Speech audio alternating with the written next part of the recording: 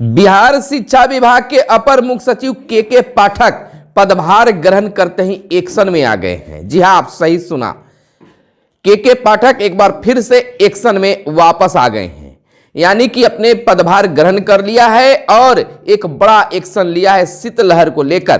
कहा है कि बात बात पर विद्यालय स्कूल बंद करने की परंपरा पर रोक लगनी चाहिए, बात बात पर विद्यालय बंद करने की परंपरा समाप्त होनी चाहिए।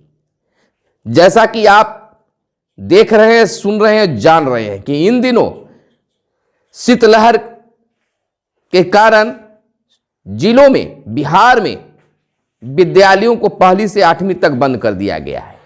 बात यही है, इसी बात पर शिक्षा विभाग के अपर मुख्य सचिव के पाठक एक्शन में है। कहना भी बिल्कुल सही है, किसी को अच्छा भी लग सकता है, किसी को बुरा भी। आखिरकार धारा 144 के तहत विद्यालय बंद किया जा रहा है, तो कोचिंग और ट्यूशन सेंटर क्यों नहीं? समान रूप से वह धाराएं लागू होना चाहिए। पत्र जारी कर दिया गया है सभी प्रमंडलीय आयुक्तों को और एक खास सलाह भी दिया गया है। जी हां, सही है, बिहार के अपर मुख्य सचिव के पाठक साहब वापस आ गए हैं, पदभार ग्रहण कर लिया है और पदभार ग्रहण करते ही पहला एक्शन शीतलहर के कारण विद्यालय बंद करने पर लिया गया है। कहना है उनका कि बात बात पर विद्यालय बंद करने की परंपरा समाप्त होनी चाहिए। आखिरकार विद्यालय को ही बंद क्यों, कोचिंग बंद क्यों नहीं, ट्यूशन बंद क्यों नहीं? पत्र विभिन्न जिलों से जिला पदाधिकारी के द्वारा जारी किया गया है विद्यालय बंद करने को लेकर शीतलहर को देखते हुए। देखिए, बिहार के अपर मुख्य सचिव के पाठक ने सभी प्रमंडलीय आयुक्त को पत्र लिखा है, जिसमें विषय अंकित किया गया है शीतलहर इत्यादि कारणों से सरकारी विद्यालय को बंद करने के संबंध में। कहा गया कि पिछले दिनों सर्दी शीतलहर के चलते विभिन्न प्रमंडलों के विभिन्न जिलों में भ्रांति के आदेश जिला प्रशासन के द्वारा निर्गत किए गए हैं। इन आदेशों को देखते हुए यह प्रतीत होता है कि यह आदेश धारा 144 के तहत किए गए हैं। उल्लेखनीय है कि धारा 144 के तहत विद्यालय बंद किया जाना एक गंभीर और वैधानिक मामला बन जाता है, क्योंकि इसके तहत हम कानून की धारा 144 CRPC को इन्वॉक करते हैं। उन्होंने दूसरा पॉइंट में कहा है कि जब हम कानून की कोई धारा को इन्वॉक करते हैं तो यह ख्याल रखना चाहिए कि इसके तहत पारित जो आदेश है उस पर खरा उतरे। यह भी उन्होंने उल्लेख किया है कि न्यायिक आदेश समान परिस्थिति में सभी पर समान रूप से लागू होना चाहिए। देखिए, यही पॉइंट पर कहा जा सकता है कि जब धारा 144 के तहत विद्यालय बंद कर रहे हैं तो समान रूप से वह आदेश सभी पर लागू होना चाहिए। अब इस पर आपका क्या कमेंट है, जरूर बताइएगा कि उन्होंने अपर मुख्य सचिव ने जो बातें लिखी है सही या गलत प्रतीक हो रहा है। आप कमेंट करके बताइएगा। उन्होंने आगे कहा है, किंतु जिला दंडाधिकारियों ने जिस तरह का आदेश धारा 144 में पारित किया है उसमें केवल विद्यालय को ही बंद किया गया है, किंतु अन्य संस्थानों मामलों का जिक्र नहीं किया गया है। उदाहरणार्थ, जिले के कोचिंग संस्थाओं, सिनेमा हॉल, मॉल, दुकानें, व्यावसायिक संस्थानों इत्यादि की गतिविधियों अथवा समयावधि को नियंत्रित नहीं किया गया है। इन्होंने एक बड़ा अच्छा प्रश्न उठाया है, धन्यवाद देना चाहते हैं कि जब धारा 144 के तहत विद्यालय बंद किया जा रहा है तो समान रूप से सभी पर यह लागू होना चाहिए। बंद होना चाहिए विद्यालयों के साथ साथ सिनेमा हॉल, बंद होना चाहिए मॉल, बंद होना चाहिए दुकानें, व्यावसायिक संस्थान। देखिए, हर बात पर एक गंभीर नहीं होनी चाहिए कि के पाठक साहब हमेशा गलत ही निकालते हैं, कहीं कहीं बिल्कुल सही। अगर इतना ही विकट स्थिति आ गई है कि स्कूल बंद करना पड़ रहा है तो बच्चों के साथ साथ शिक्षक भी वहां मौजूद हैं, उन्हें स्कूल में भी नहीं बुलाया जाए।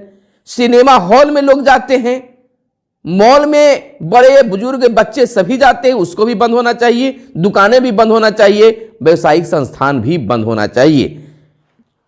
तो यह कहीं ना कहीं कुछ लोगों का कहना है कि बिल्कुल सही आदेश है और कुछ लोग इसका गलत भी कर रहे हैं। खैर, बात जो भी हो, पत्र से आप समझ सकते हैं, बातों से आप समझ सकते हैं।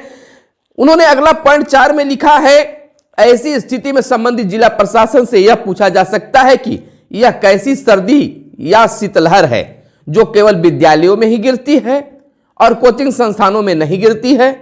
उल्लेखनीय है कि इन कोचिंग संस्थानों, ट्यूशन क्लासेज में हमारे ही विद्यालय के बच्चे कक्षा 4 से लेकर कक्षा 12वीं तक पढ़ने जाते हैं। 5वां पॉइंट में लिखा है कि अतः जिला प्रशासन को सुझाव दिया जाए कि जब वे सर्दी शीतलहर के चलते कोई आदेश निकालते हैं तो पूरे जिले पर समान रूप से लागू किया जाना चाहिए। इस प्रकार का आदेश निकालते समय कृपया एकरूपता एवं समरूपता को ध्यान में रखा जाए। 6ठे पॉइंट में उन्होंने अनुरोध करते हुए कहा है कि उपयुक्त के आलोक में अनुरोध है कि पिछले दिनों आपके क्षेत्रांतर्गत इस प्रकार के आदेश जहां भी निकलता है उसे वापस लिया जाए, या निकला है उसे वापस लिया जाए। जहां तक सरकारी विद्यालयों का सवाल है, इस विभाग ने इन विद्यालयों की समयावधि 9 से 5 तय कर रखी है। इस समयावधि को बदलने के संबंध में कोई भी आदेश निकालने के पहले शिक्षा विभाग की पूर्वानुमति अवश्य प्राप्त कर ली जाए। बात बात पर विद्यालयों को बंद रखने की परंपरा पर रोक लगनी चाहिए। विश्वासभाजन, के पाठक, अपर मुख्य सचिव। और यह पत्र जो है प्रतिलिपि सभी उप विकास आयुक्त को दिया गया है, सभी क्षेत्रीय उप निदेशक को दिया गया, शिक्षा विभाग बिहार, सभी जिला शिक्षा पदाधिकारी, सभी शिक्षा विभाग बिहार को सूचना एवं आवश्यक कार्रवाई हेतु प्रेषित किया गया है। बात बात पर विद्यालय बात, देखिए 2-3 पॉइंट जो है नीचे में वह बहुत ही गंभीर तरह से बताई गई है कि बात बात पर विद्यालय बंद नहीं होनी चाहिए। अगर ऐसी स्थिति बनती है तो विद्यालय के साथ ट्यूशन कोचिंग भी बंद होनी चाहिए, मॉल, सिनेमा हॉल, दुकान भी बंद होनी चाहिए।